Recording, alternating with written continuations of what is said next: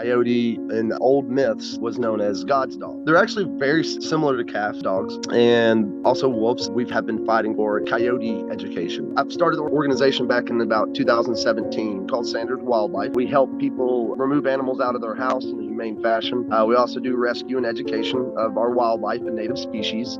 These animals each have a place and purpose in the world. Coyote, in this particular case, was jumping house to house into people's backyards, playing with their dogs. There's a possibility that it was hand-raised by humans, but the coyote's actions were going to get him killed. We were brought in to capture the coyote, take it to a sanctuary. That situation, of course, was big. Carmine's story was very interesting because of how many people got in on the story and helped us complete what we were trying to complete. It even came down to people in the public. Just every time Carmine was spotted, they would send a message and say, hey, this is where the coyote was seen. And it helped us create a map to be able to capture Carmine and to be able to see how much a coyote, they move around the city, which was also very interesting, going under interstates, through creek beds, people's backyards, certain places that they visited very frequently. So we caught them in a live cage trap, which is a very difficult thing sometimes to do for a coyote. Working all together, we were able to achieve what we did. It's a story that I'm proud of and glad to be a part of, for sure. Well, it went on for months. There was multiple trips of running back and forth to check the traps. We had to pick up the traps and move it to another place. This was something that we were all passionate about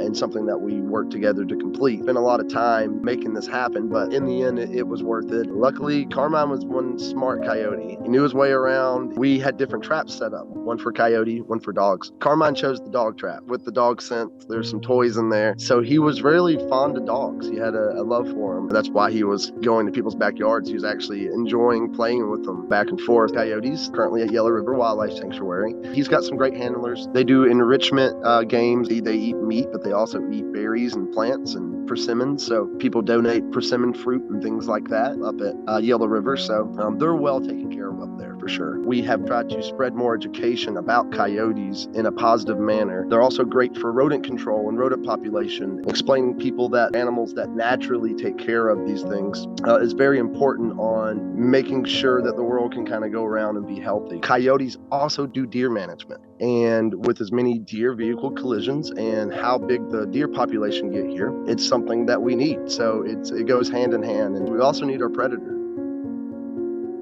I find it very fascinating. Coyotes being misunderstood and how resilient they are and how much grit that they have. I find it a very commendable characteristic in the species. Even though people try to hate and go after them, they're actually doing us a service, and they're here for a reason. It's been a long journey. We can learn a lot from animals if we take the time to sit, listen, watch, and understand them. And we can learn a lot about ourselves. It's been worth it. To know I'm able to help and spread a little love out there is something that I'm really passionate about, spreading a bigger message that's bigger than myself.